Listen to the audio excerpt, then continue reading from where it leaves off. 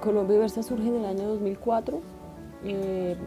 Básicamente, digamos, nuestro primer problema para trabajar fueron los derechos de las parejas del mismo sexo, que en Colombia no había ningún derecho, solo hasta el año 2007. Por primera vez las parejas tienen derechos gracias a un litigio que hizo Colombia Diversa con la Universidad de los Andes. Y por eso una área de trabajo que todavía seguimos desarrollando son los informes de derechos humanos. Monitoreamos violencia, abuso policial, no, homicidios o muertes violentas, abuso policial y amenazas. Recogemos fuentes oficiales, las triangulamos y sacamos un reporte cada año a nivel nacional.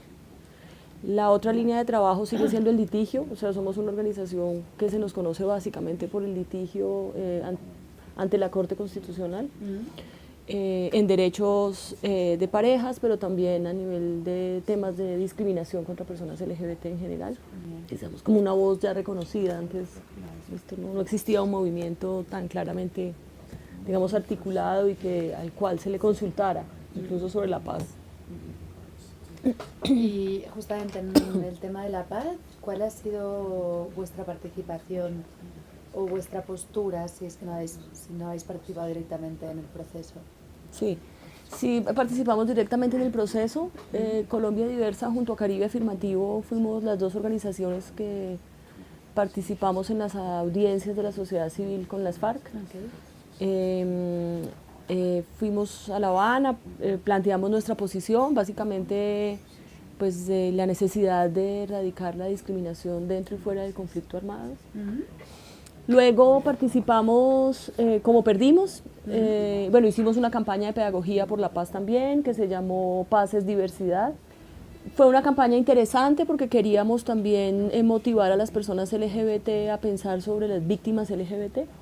Especialmente lo hicimos en 4 ciudades, también con la idea de que la gente no piensa en los LGBT campesinos, en las LGBT víctimas, en las personas que realmente estaban sufriendo el conflicto, y también invitándolos a votar por el sí, justamente por eso.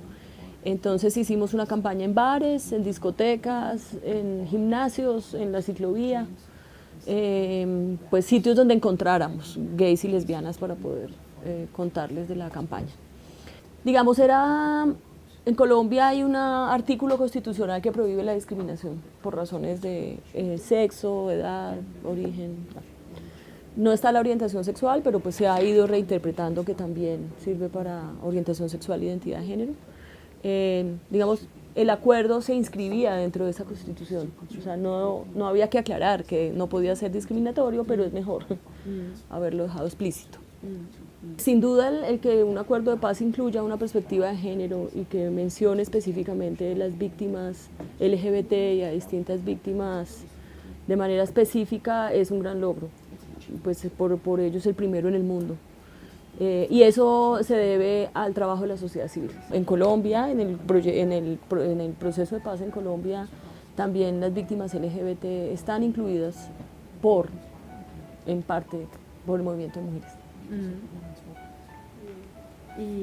Y luego en la renegociación fue muy importante, o sea, porque como los fundamentalistas querían sacar el género y lo LGBT, solo la alianza entre las mujeres feministas y los grupos LGBT logró que la renegociación fuera menos dañina. Y realmente eso sí ha sido muy importante como resultado del proceso de paz para la sociedad civil. Sí.